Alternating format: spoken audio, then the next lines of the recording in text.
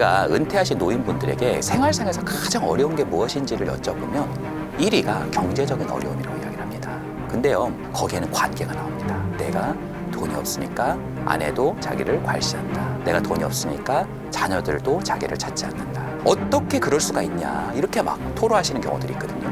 저는요, 재취업을 하면 경제적인 보상이 오잖아요, 사실요.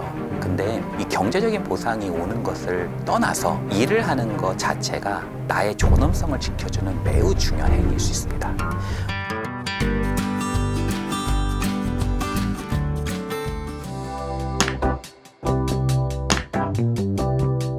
일단은 저는요, 경조사에 갈 때 형편껏 하는 게 되게 중요하다고 생각해요.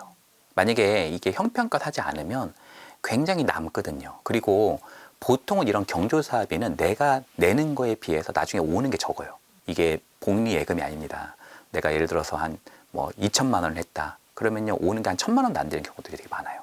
그리고 보통은 내가 돈을 한 10만 원 냈다 하면요, 그 사람이 10만 원을 안 보내주는 경우들이 상당합니다. 근데 심지어 내가 100만 원을 냈다, 그럼 그 사람이 100만 원을 보낼까요? 까먹는 경우들도 상당히 존재합니다. 그래서 내가 괜찮았을 때야 그나마 낫지만 내가 지금 경제적으로 많이 어렵다라고 하신다면 조금 형편껏 하셔야 되고요. 그런 것을 말씀하셔도 좋아요. 선명하게. 이것도 처음에는 어려울 수 있는데 말하다 보면 괜찮습니다. 예를 들어서 내가 요즘에 은퇴해가지고 조금 돈이 많이 없어가지고 두둑하게는 못 넣었어. 그래도 야, 너 보고 싶어서 왔다 야.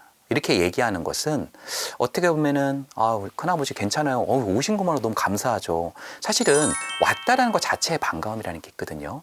그런 어떤 토대 안에서 구축하는 것이 저는 중요하다고 생각하고요. 또 이런 게 있어요. 요즘에는 카톡에도 보면 이제 단체톡 같은 게 생기고 오픈 채팅도 있고, 이 인간관계의 폭이 굉장히 넓잖아요. 카톡 친구 2,000명 넘는 사람이 굉장히 많습니다, 우리나라에. 그러다 보니까 잘 알지도 못하는 분들이 자꾸 나한테 청첩장을 보내는 경우들이 많아요.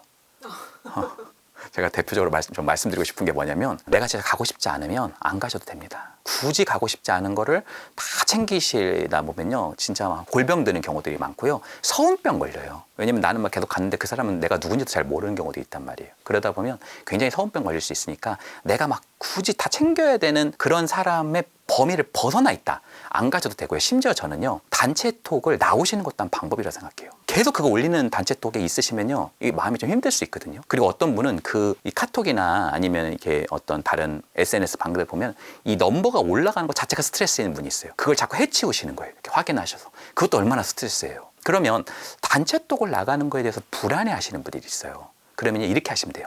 일단 조용히 나가기 기능이 있잖아요. 나가신 다음에 그 단체톡에는 내가 좀 친한 멤버가 있을 거잖아요. 그 간헐적으로 한번 물어보세요. 단체톡에서 중요한 얘기가 있었어? 이렇게 좀 물어보면 그 친구가 나한테 얘기를 해줄 거란 말이에요. 근데요, 아시게 될 거예요. 별로 중요한 얘기 없다라는 거. 나오시면요, 정말 대부분의 경우는 속 편하다는 얘기를 참 많이 하십니다. 그래서 내가 막 경조사를 받는데 어떻게 안 가냐, 나오시는 것도 하나의 방법이다 라고도 말씀드리고 싶습니다. 제가 오랫동안 교수님을 했었던 분이 은퇴하실 때 같이 이제 저녁 식사를 한 적이 있어요. 근데 이제 은퇴하시고 나서 이제 그분이 저하고 이제 말씀하시는데, 요즘에 우울감이 너무 많이 생긴다는 거예요. 그래서 왜 그러세요, 교수님? 제가 이렇게 여쭤보니까 그분이 자기가 아주 젊을 때 교수가 되셔가지고 계속 자신을 교수님이라고 사람들이 부른 거예요. 그리고 자기 주위에는 사람들이 굉장히 많잖아요. 학생들부터 시작해서 여러 영향력의 어떤 그런 토대가 있단 말이에요. 근데 갑자기 은퇴라고 하니까 그게 썰물처럼 다 빠져나가면서 교수라는 직함을 빼고 난 나는 누구지? 이런 어떤 공허함이 생겼다라고 저한테 토로하시더라고요. 사실 사회에 나가면 다양한 역할로 불리죠. 직함들이 있죠.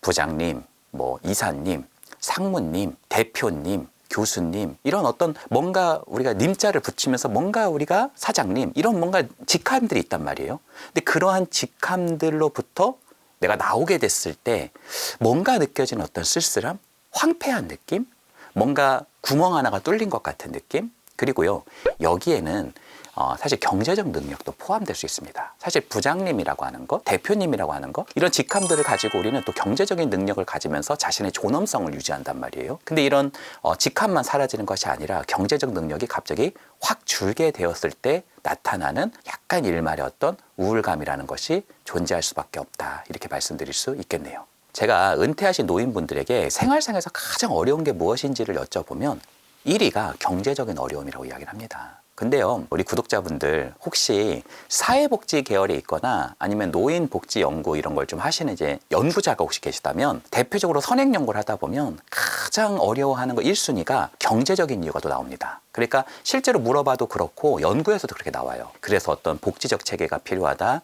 경제적인 어떤 시스템망을 구축하는 게 필요하다, 이런 이야기들이 많거든요. 근데 필요하죠. 근데요, 심리적인 측면은 조금 다를 수 있어요. 왜냐하면 경제적 측면이 1위로 나오긴 하는데, 제가 그 다음에는 이렇게 여쭤봅니다. 어르신, 경제적으로 어려우면서 무엇이 가장 어려우세요? 무엇이 가장 힘드세요?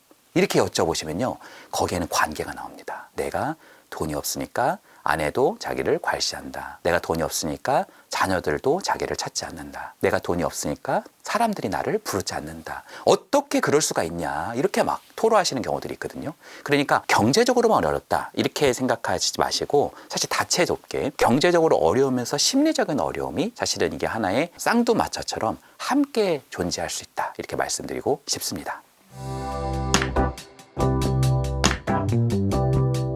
저는요, 재취업을 하면 경제적인 보상이 오잖아요, 사실요. 근데 이 경제적인 보상이 오는 것을 떠나서 일을 하는 것 자체가 나의 존엄성을 지켜주는 매우 중요한 행위일 수 있습니다. 우리가 일을 안 하면 되게 행복할 것 같잖아요. 근데 그렇지 않아요. 내가 집에 있는 것도 하루 이틀이고요. 일을 하는 것으로부터 우리는 굉장히 행복감을 느낄 수 있어요. 그러면 봉사활동은 어떠냐라고 질문하시는 분이 있어요. 왜냐하면 일은 하는데 돈은 벌리지 않는 대표적인 활동이 봉사활동이잖아요. 저는요, 아주 좋다고 생각합니다. 봉사활동, 내가 누군가의 멘토가 되고 내가 누군가를 돌보고 누군가에게 내가 뭔가를 기여해보는 거, 그 자체가 그 사람에게도 이롭지만 나의 행복감을 증진하는 데 매우 도움이 된다라고 하는 강력한 연구들이 굉장히 많이 존재합니다. 그래서 그런 부분도 말씀드리고 싶고요. 나는 봉사활동이든 일이든 둘 다 할 상황이 아니다 라고 생각하시는 분들이 계실 수 있어요.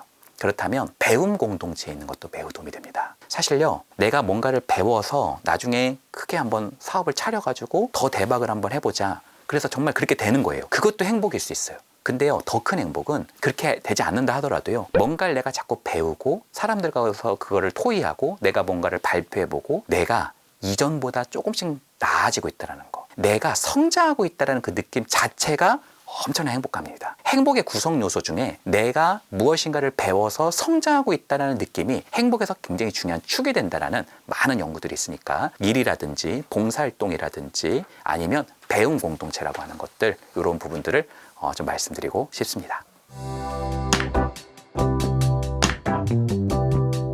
일단은 우리가 SNS에서 관계를 하다 보면 굉장히 친한 것 같은 느낌을 받을 수 있죠. 제가 한 사람을 이렇게 봤는데 그분이 이모티콘을 막 보내시는 거예요. 근데 이모티콘을 보내는데 막 난리가 났어요. 막 헤드빙빙 하고요. 댄스 파티가 열리고요. 난리가 났어요. 근데 정작 그걸 보내고 있는 그 사람의 표정은 심드렁 하더라고요.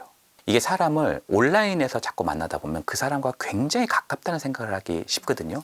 근데 오프라인으로 만나보면 거기에서 굉장히 이격이 존재한다는 것을 우리가 체험할 수 있습니다. 그래서 저는 이렇게 생각합니다. 온라인 관계 나쁜 거 아니라고 생각해요. 그러나 온라인 관계는 한 축이고요, 오프라인 관계를 꼭 가지시는 것을 추천드리고 싶습니다. 나는 오프라인 관계가 좀 힘들다 하시는 분들이 있으세요. 난 온라인 관계가 편하다. 처음부터 엄청나게 많이 만나라는 게 아니라 괜찮은 사람들 있잖아요. 소중한 사람들, 편한 사람들, 소위 가족이나 친구 같은, 가까운 동료 같은 사람들, 그런 사람들의 축을 두 개를 같이 형성해 주는 것, 그것이 요즘 AI 시대라고 하잖아요. 오프라인의 토대를 꼭 구축해 주는 것이 우리 삶에서 너무나 중요한 때가 아닌가, 또 시기가 아닌가, 그렇게 생각을 해봅니다.